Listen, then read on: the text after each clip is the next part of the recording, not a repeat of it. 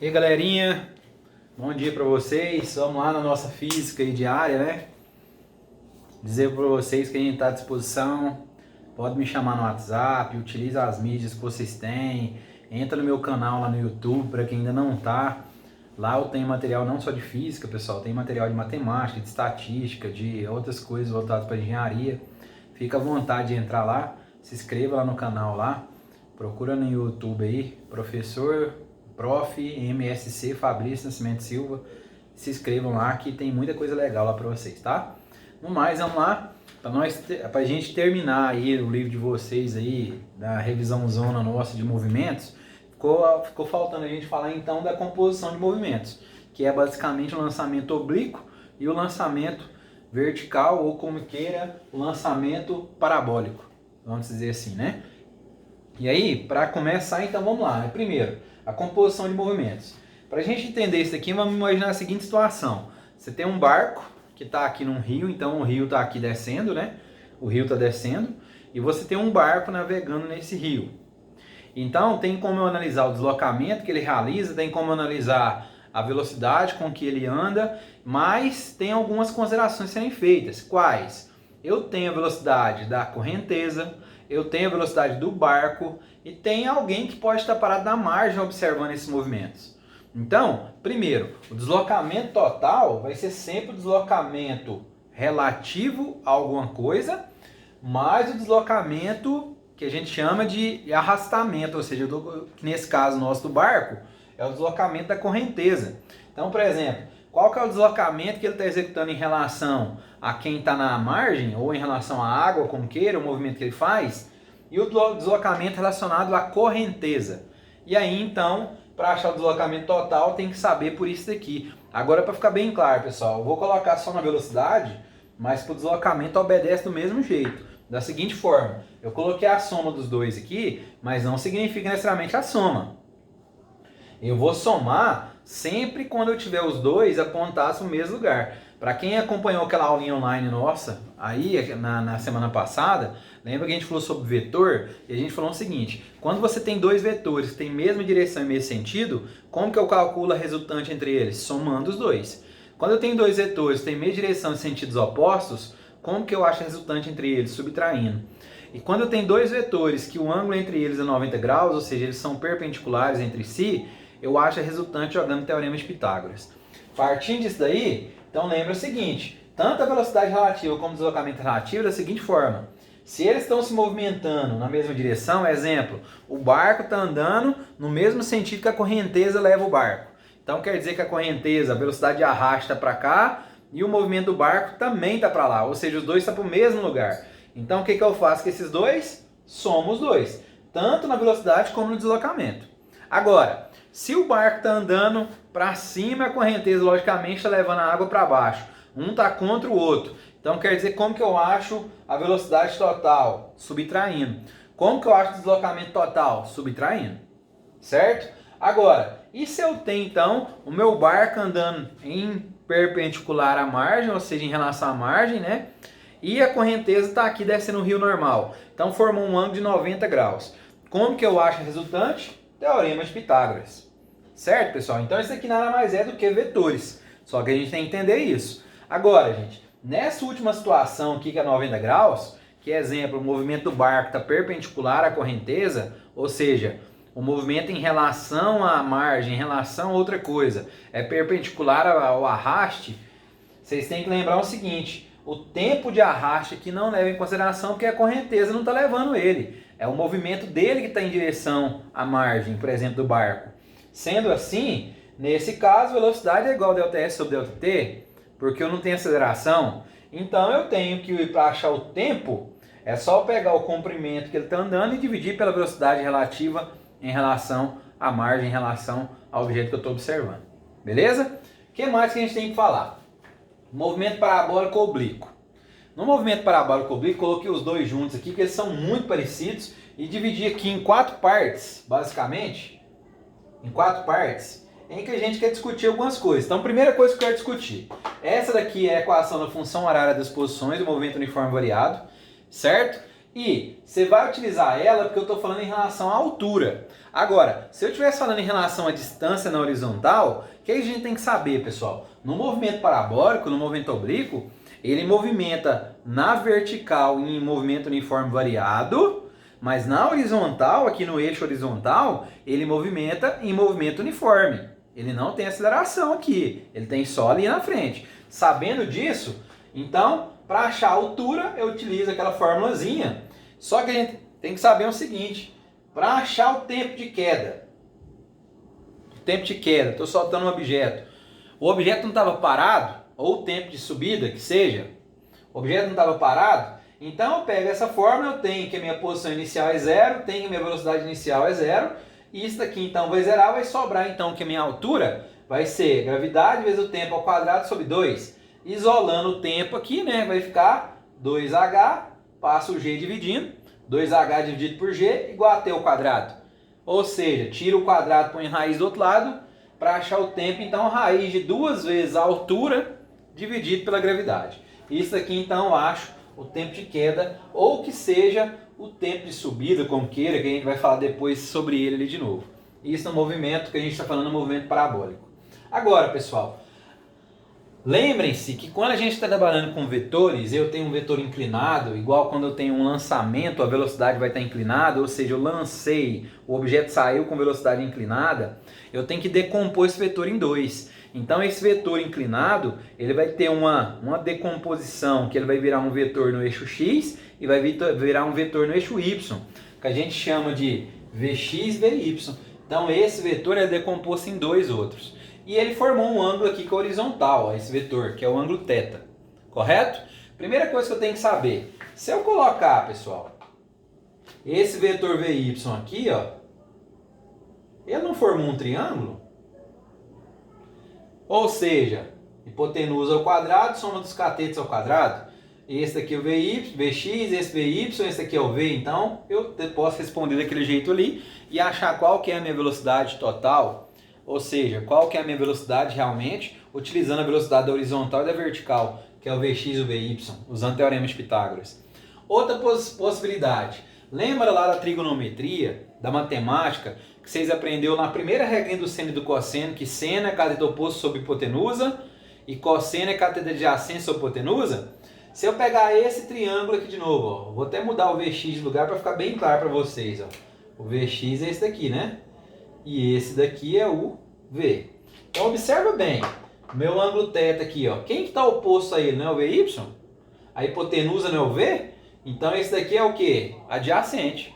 Então olha bem, seno do ângulo, cateto oposto sobre hipotenusa, seno do ângulo, cateto oposto sobre hipotenusa.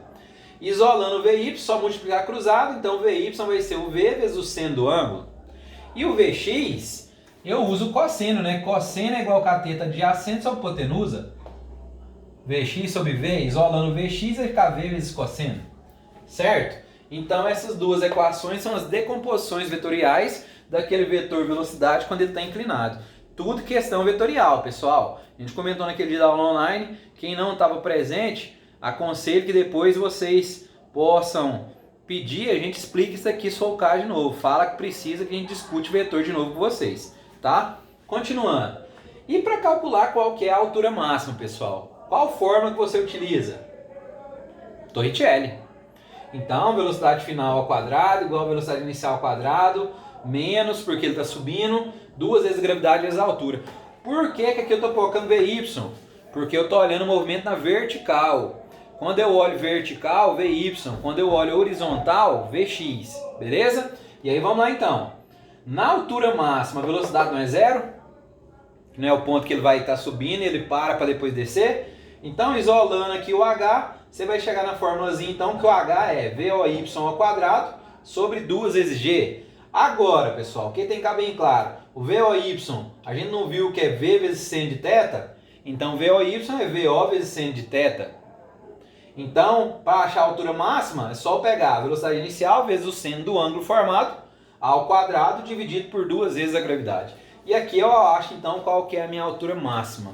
É uma possibilidade desde que eu tenha o ângulo de inclinação. Então, se você tem um exercício que você jogou na fórmula de Torricelli e não deu conta de calcular a altura máxima porque ele está dando ângulo e você não conseguiu achar a informação, é porque ele quer que você calcule por esse caminho aqui. Beleza? Próximo. E qual que é o alcance máximo horizontal ou alcance horizontal? Então, primeiro passo. Alcance horizontal. Se está na horizontal, então quer dizer que eu estou com um movimento uniforme em que V é igual a ΔS sobre ΔT. Ou seja, ΔS é igual a V vezes ΔT. Certo? Só que aí eu estou chamando aqui o meu ΔS de alcance, ou seja, a distância que ele vai estar andando.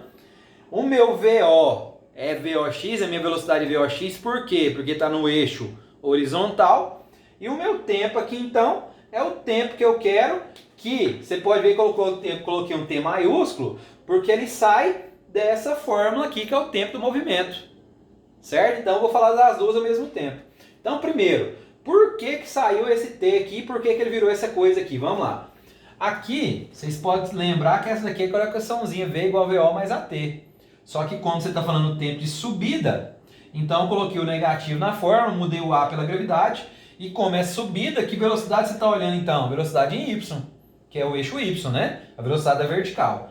Então, como lá no ponto máximo a velocidade final é zero, eu coloquei aqui, isolei aqui o meu tempo de subida, né? E achei que o meu tempo de subida então é VOY dividido pela gravidade. Só que lembra que o tempo total do movimento, que é o tempo que leva para ele subir e descer, é 2 vezes o tempo de subida, certo? Ou seja, vai ser 2 vezes o VOY dividido pela gravidade. Só que, o que é VOY mesmo? O que é VOY mesmo? É VO vezes seno de θ. Então fica 2 vezes VO vezes seno de θ dividido pela gravidade. Ok, esse daqui então é o tempo total que ele leva para subir e depois para descer. Achei o tempo total. Vamos lá agora voltar então. VOX vezes T. O que é VOX a mesma? VO vezes cosseno de θ. Coloquei ali. Vezes o tempo total. O que é o tempo total? Por que o tempo total, pessoal? Se é o alcance horizontal, ele vai subir, descer e ele vai chegar lá na frente. Eu quero qual que é o alcance máximo que ele tem. A distância que ele andou no eixo X. Então vamos lá. Ou seja, VO vezes VO ao quadrado. 2 vezes 1, 2. Cosseno de θ vezes seno de θ. Vamos para a trigonometria de novo. Quando você tem cosseno de θ vezes seno de θ, ele equivale a seno de 2θ. Certo? Dividido pela gravidade. Aí agora, pessoal, ó. No alcance máximo, o alcance máximo que ele pode atingir, porque esse daqui é para calcular o alcance, indiferentemente do ângulo que você jogou. Agora, o alcance máximo de uma trajetória é sempre quando o ângulo θ vale 45 graus. 2 vezes 45 dá 90. Seno de 90 é quanto, pessoal? É assim que faz? É? Não. Ou seja, seno de 2θ, eu não posso vir aqui e colocar seno de 2 vezes 45, vai dar seno de 90. Aqui é uma formulazinha matemática. O seno de 2θ, aí eu posso considerar isso aqui como seno de θ mais seno de θ, ou vezes, ou, que é o certo, você vai pôr raiz de 2 sobre 2, mais raiz de 2 sobre 2. O que eu quero dizer com vocês, gente? Isso daqui é uma equaçãozinha matemática da trigonometria. Qual que é dentro da trigonométrica seno de 2θ? O que eu quero dizer com isso? Quando o ângulo é 45 graus, esse seno de 2θ aqui se torna 1 sobre 2. 1 sobre 2. E 2 vezes 1 sobre 2 é quanto? 1. Então vai sobrar o que na minha fórmula? VO ao quadrado sobre a gravidade. Beleza? Lembrando que em identidade trigonométrica, seno de 2θ é igual a seno de θ vezes cosseno de θ mais seno. Beleza? Tem que jogar na equaçãozinha de trigonometria para saber qual que é o valor aqui. Mas resumindo, o que a gente quer chegar no final então? Fórmulas. Então, deslocamento relativo e velocidade relativa são essas 3 fórmulas aqui, que o deslocamento relativo é a mesma coisa, que vocês têm que aprenderem. Quando você quer o tempo de arraste, que não está interferindo, quando ele está em 90 graus, é aqui que eu olho para calcular. Esse daqui então é para calcular a altura, quando você já tem os dados. Exemplo, eu falo, um objeto foi lançado à minha mão com a velocidade de 20 metros por segundo e eu peço para calcular a altura máxima alcançada. Aí eu não preciso de outra forma, pode ser nessa daqui mesmo que vai dar certo, um exemplo. Ou então eu te dou o tempo e aí você pode calcular por ela. O tempo de queda é calculado por essa formulazinha aqui, quando você está no movimento parabólico, né? Essa daqui é quando a gente está calculando a velocidade, a decomposição dela. Então, se eu tenho o valor de Vx e Vy, eu calculo o valor de V, e aí usando o teorema de Pitágoras, porque aqui é 90 graus. Se eu quero a decomposição, se eu estou olhando o movimento na vertical, então eu vou trabalhar com Vy. Se eu estou no movimento da horizontal, eu vou trabalhar com Vx, a formulazinha aquela. Para achar a altura máxima alcançada, se você não pode utilizar essa fórmula, então a única possibilidade é utilizar a Torricelli. Então, se você tem os dados básicos, utiliza a Torricelli. Se não tem, se por acaso o exercício te deu foi a questão angular de inclinação, que muitos podem te dar isso, essa daqui é a formulazinha a ser utilizada então para a altura máxima no movimento oblíquo. Tempo de movimento, você vai utilizar a formulazinha do V igual a VO mais AT, né? Normalzinha. Mas se, por exemplo, eu tenho os dados, mas eu quero o tempo total, que é para achar o alcance máximo, então eu posso isolar isso aqui, lembrando que aqui é VOY e VY. Então eu posso fazer isso aqui em relação ao VO, e você vai achar então que o tempo de subida sua é calculado por essa forma. Só que o tempo total descrevido é 2 vezes aquilo ali. Então fica sendo 2 vezes VOY vezes a gravidade. E o VOY é VO vezes seno.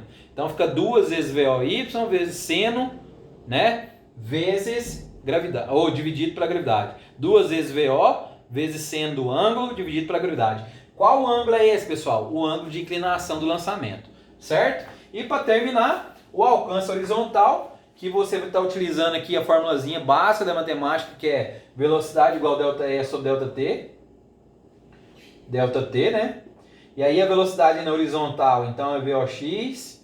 O ΔS é o alcance que eu quero, eu chamei de A. E o ΔT é o tempo total que ele leva para subir e para descer. Que é essa igualdade aqui, ó.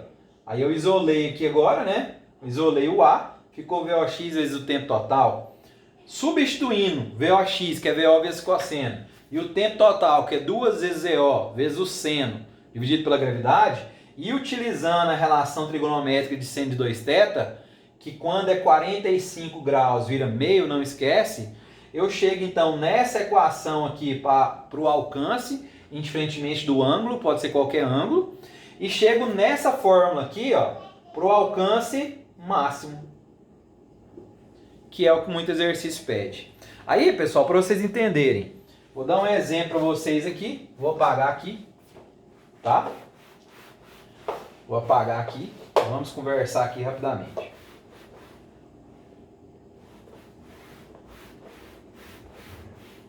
Vamos lá. Olha bem. Aí um exercício, eu vou pegar um exercício que vou ler para vocês, que eu estou pegando aqui um exercício do ITA, fala o seguinte: um barco desenvolve velocidade própria em relação à água de 4 metros por segundo. Então eu vou colocar aqui, ó, vou chamar de exercício 1, e colocar que a velocidade do barco é 4 metros por segundo, certo? Num rio em que a correnteza tem velocidade de 3 metros por segundo. Então vou lá. Velocidade da correnteza 3 metros por segundo. Vamos lá. O rio tem uma largura de 100 metros. Então, ó, imaginando aqui, vamos fazer um desenho só para entender aqui, ó. Vamos entender aqui. Aqui está o barquinho, né? Vou desenhar um barquinho aqui. Não sei para que lado ele está andando. Então a velocidade dele é 4 metros por segundo. A água está aqui. E a água tem velocidade de 3 metros por segundo.